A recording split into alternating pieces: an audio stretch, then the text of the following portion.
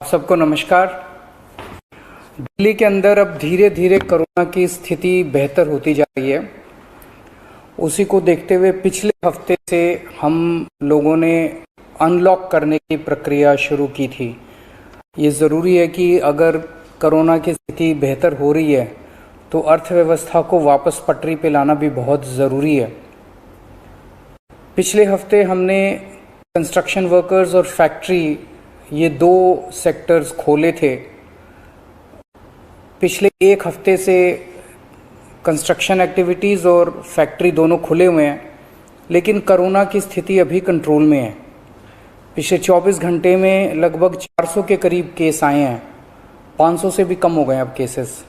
400 के करीब केसेस आए हैं और 0.5% के करीब पॉजिटिविटी बची है, संक्रमण दर बची है। तो स्थिति काफ़ी कंट्रोल में है और भगवान करे ऐसे ही कंट्रोल में रहे। तो ये वाला जो लॉकडाउन पिछले हफ्ते ऐलान किया था वो सोमवार को सुबह 5 बजे तक है। उसके आगे भी लॉकडाउन जारी रहेगा, लेकिन काफ़ी सारी और एक्टिविटीज़ में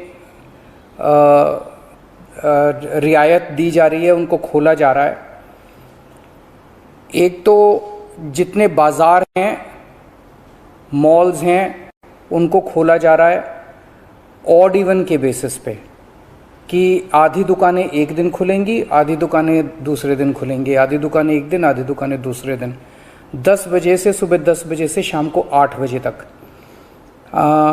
दुकान नंबर के हिसाब से, ऑड इवन के हिसाब से दुकानें खोली जाएंगी। दूसरा, जितने दिल्ली में सरकारी दफ्तर हैं, उन सरकारी दफ्तरों में ग्रुप ए ऑफिसर्स जो हैं वो 100% काम करेंगे और ग्रुप बाकी उसके नीचे वाले जो हैं वो 50% काम करेंगे। लेकिन जो एसेंशियल सर्विसेज में काम करने वाले कर्मचारी हैं वो 100% काम करेंगे और हर एचओडी डिसाइड करेगा कि किसको एसेंशियल सर्विस कहना है और किसको 50% करना है और किसको 100% करना है। जितने प्राइवेट ऑफिसेज हैं उन सभी प्राइवेट ऑफिसेज में 50% मैन पावर के साथ वो खोले जा सकते हैं और लेकिन कोशिश करेंगे कि ज़्यादा से ज़्यादा लोग वर्क फ्रॉम होम करें और अपने प्राइवेट ऑफिसेज कोशिश करें अपने टाइम को स्टैगर करने की, कि ताकि सब लोग एक साथ सड़क पे ना आए। दूसरी चीज़, जो स्टैंड अलोन शॉप्स हैं और जो एसेंशियल सर्विसेज प्रोवाइड करने वाली शॉप्स हैं वो ऑड इवन के बेसिस पे नहीं, वो रोज़ खुलेंगी। दिल्ली मेट्रो 50% कैपेसिटी के ऊपर चालू की जा रही है और ई कॉमर्स के ज़रिए जो सामान बेचने की प्रक्रिया है वो चालू रहेगी। तो मोटे मोटे तौर पे ये चीज़ों की रियायत दी जा रही है और मैं उम्मीद करता हूँ इसके बाद देखेंगे कि आने वाले हफ्ते के अंदर भी कोरोना की स्थिति अगर काबू में रही तो और कई सारी एक्टिविटीज़ को फिर उसके अगले हफ्ते खोलेंगे। थर्ड वेव कहा जा रहा है, एक्सपर्ट्स कह रहे हैं कि थर्ड वेव आएगी। कब आएगी, कितनी भयावह होगी, इसके बारे में किसी को कोई जानकारी नहीं है। लेकिन एक जिम्मेदार सरकार होने के बाद नाते हमारी जिम्मेदारी बनती है कि उसकी पूरी तरह से हम तैयारी करें, ताकि अगर थर्ड वेव आती है, अगर बहुत भयानक होती है, तो सरकार उस वक्त जनता के लिए तैयार हो। इसकी तैयारियां पूरे ज़ोर शोर से दिल्ली सरकार के अंदर चल रही हैं और कल लगभग 6 घंटे तक मैंने 2 अलग अलग मीटिंग ली, एक्सपर्ट्स के साथ बात की, जिन ऑफिसर्स ने अभी कोरोना के दौरान काम किया था उनके साथ बात की। हमने 2 कमिटीज़ बनाई हैं, उन दोनों कमिटीज़ के साथ मैंने बहुत डिटेल में चर्चा की। एक चीज़ हम लोगों को ये तय करनी थी, इस बार कोरोना की जो पीक आई थी, मतलब एक दिन में मैक्सिमम कितने केस आए, लगभग 28,000 के करीब केसेस आए थे एक दिन में, 22 या 23 अप्रैल के आसपास। अगली पीक कितनी हो सकती है, तो ये तय किया गया कि अगली पीक 37,000, एक्सपर्ट्स के साथ बात करके, ऑफिसर्स के साथ बात करके, सबके साथ बात करके, कि 37,000 पीक मान के इसकी तैयारी शुरू की जाए। इसका मतलब ये नहीं है कि अगर इससे ज़्यादा की पीक आएगी तो हम तैयार नहीं हैं, हम उसके लिए भी तैयार हैं, लेकिन एक तरह से 37,000 के बेस के ऊपर अगर हम तैयार हो गए तो फिर अगर उससे भी कहीं ज़्यादा पीक आती है तो उसकी भी तैयारी हम लोग, उसकी भी, अगर 37,000 की तैयारी हमारी है तो फिर मान लीजिए और ज़्यादा आती है तो उसकी तैयारी तो होगी, उसके लिए हम ज़्यादा तैयार हो पाएंगे। तो 37,000 को एक तरह से बेस माना जा रहा है। 37,000 की पीक की तैयारी के हिसाब से अब सारे कैलकुलेशंस किए जा रहे हैं कि अगर 37,000 की पीक आती है तो कितने बेड्स की ज़रूरत पड़ेगी, कितने आईसीयू की ज़रूरत पड़ेगी, कितने उसमें से बच्चों वाले होने चाहिए, कितनी ऑक्सीजन की ज़रूरत पड़ेगी, ये सारी चीज़ें, अब कितनी दवाइयों की ज़रूरत पड़ेगी, ये सारी चीज़ें अब कैलकुलेट की जा रही हैं। एक पीडियाट्रिक टास्क फोर्स अलग से बनाई गई है। वो पीडियाट्रिक टास्क फोर्स ये तय करेगी कि जितने हमारे ऑक्सीजन बेड्स होंगे उसमें से कितने बच्चों के होने चाहिए, जितने आईसीयू बेड्स होंगे उसमें से कितने बच्चों के होने चाहिए। जो बच्चों के होंगे उसके लिए फिर अलग किस्म का सारा इक्विपमेंट होगा, उसका अलग किस्म के मास्क होंगे, अलग किस्म का ऑक्सीजन का मास्क होगा, उसकी सारी चीज़ें अलग होंगी। वो पीडियाट्रिक टास्क फोर्स बना दी गई है कल, वो अलग से अपनी तैयारी करके अपनी रिकमेंडेशंस देगी। इस बार ऑक्सीजन की बड़ी कमी हुई थी और ऑक्सीजन की कमी की वजह से हम लोगों ने देखा कि कई बार ऐसे हुआ था जब ऑक्सीजन बेड्स नहीं मिले थे, ऑक्सीजन के लिए काफ़ी संघर्ष करना पड़ा था।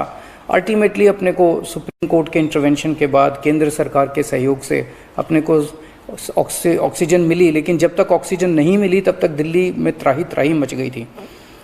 अगली वेव अगर आती है तो हम नहीं चाहते कि इस तरह की दिल्ली के अंदर त्राही त्राही मचे, तो ये तय किया गया, इसकी तैयारी शुरू कर दी गई। 420 टन ऑक्सीजन की स्टोरेज कैपेसिटी तैयार की जा रही है। इंद्रप्रस्थ गैस लिमिटेड से बात की गई है और उन्हें 150 टन ऑक्सीजन प्रोडक्शन का प्लांट, 420 टन ऑक्सीजन तो स्टोरेज कैपेसिटी क्रिएट की जा रही है और 150 टन ऑक्सीजन प्रोडक्शन करने के लिए उनको प्लांट लगाने के लिए कहा गया है। उन्होंने कहा 18 महीने लगेंगे, लेकिन जो भी है शुरुआत कहीं ना कहीं तो अपने को करनी पड़ेगी। इसके अलावा इस बार सबसे बड़ी दिक्कत आई थी टैंकरों की। ऑक्सीजन के टैंकर नहीं थे दिल्ली में, दिल्ली इंडस्ट्रियल स्टेट नहीं है, इसीलिए अपने पास ऑक्सीजन टैंकर है ही नहीं दिल्ली में। तो 25 ऑक्सीजन टैंकर्स खरीदे जा रहे हैं ताकि अगर इस तरह की दिक्कत आए ऑक्सीजन की तो हमारे पास अपने टैंकर होने चाहिए। 64 छोटे छोटे ऑक्सीजन के प्लांट्स लगाए जा रहे हैं, वो ऑलरेडी लग रहे हैं और हमें उम्मीद है कि अगले कुछ हफ्तों के अंदर, 1-2 महीने के अंदर ये 64 ऑक्सीजन प्लांट्स लग के तैयार हो जाएंगे। अब ये जो हमने डिसाइड किया कि 37,000 केसेस की पीक के हिसाब से हम काम करेंगे, तो उसके हिसाब से तय किया जाएगा कि कितने ऑक्सीजन बेड्स की ज़रूरत होगी, कितने आईसीयू बेड्स की ज़रूरत होगी। उसके हिसाब से फिर तय किया जाएगा कि कितने ऑक्सीजन सिलेंडर्स की ज़रूरत होगी। जैसे अभी थोड़े दिन पहले हमने 6,000 सिलेंडर चाइना से इंपोर्ट किए थे, तो और कितने ऑक्सीजन सिलेंडर्स की ज़रूरत होगी और कितने ऑक्सीजन कॉन्सेंट्रेटर्स की ज़रूरत होगी। अगले आने वाले 1-2 महीने के अंदर ढेर सारे ऑक्सीजन कॉन्सेंट्रेटर्स दिल्ली सरकार खरीदने जा रही है। दवाइयों को लेके 2 अहम निर्णय किए गए। एक तो ये कि इस वेव में ये देखा गया कि व्हाट्सएप खूब तेजी से, व्हाट्सएप के ऊपर दवाइयाँ खूब तेजी से प्रिस्क्राइब की जा रही थी और उसके ऊपर मतलब बात फैल जाए कि ये दवाई बड़ी अच्छी है, तो पूरे समाज के अंदर, पूरे शहर के अंदर, पूरे देश के अंदर उस दवाई की अफरा तफरी मच जाती है। तो एक डॉक्टर्स की और एक्सपर्ट्स की टीम बनाई जाएगी। अगर किसी दवाई की डिमांड होती है तो वो डॉक्टर्स एग्जामिन करके बताएं कि इस दवाई से कोरोना में फ़ायदा होगा कि नहीं होगा। अगर डॉक्टर कहते हैं होगा तो सरकार उस दवाई को मुहैया कराने की कोशिश करेगी, और डॉक्टर अगर कहते हैं कि ये दवाई बिल्कुल बेकार है, इससे कोरोना में कोई फ़ायदा नहीं होगा और लोग इसके पीछे भागना बंद करें, तो जनता को उसके बारे में जागरूक किया जाएगा कि इस दवाई के पीछे भागना बंद कीजिए। एक ये।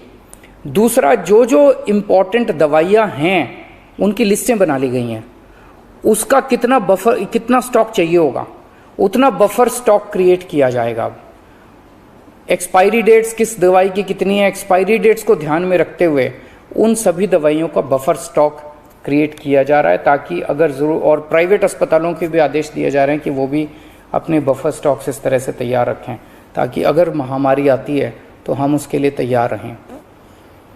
इसके अलावा 2 जीनोम सीक्वेंसिंग लैब्स बनाई जा रही हैं LNJP हॉस्पिटल में और ILBS में, ताकि हमें भी पता रहे कि दिल्ली के अंदर जो भी वेरिएंट आ रहा है वो वेरिएंट कौन सा वेरिएंट है, पुराने वाला है या कोई नया वेरिएंट आ गया है, और हमें इस बारे में क्या एहतियात बरतने की ज़रूरत है, हम एक्सपर्ट से पूछ सकते हैं। तो ये बहुत सारी चीज़ें कल चर्चा हुई, ये कुछ चीज़ें मैंने आपको बताई हैं और आपको यही आश्वासन देना चाहता हूँ कि आपकी सरकार पूरी तरह से 24 घंटे लगी हुई है इसमें। मैं उम्मीद करता हूँ कि अब कोई तीसरी वेव नहीं आनी चाहिए, उसके पहले हम कोशिश करेंगे अपने लोगों को वैक्सीनेट कर दें, लेकिन अगर तीसरी वेव आती है तो लोगों को तकलीफ़ नहीं होनी चाहिए, इसके बारे में हम पूरी कोशिश करेंगे। नमस्कार।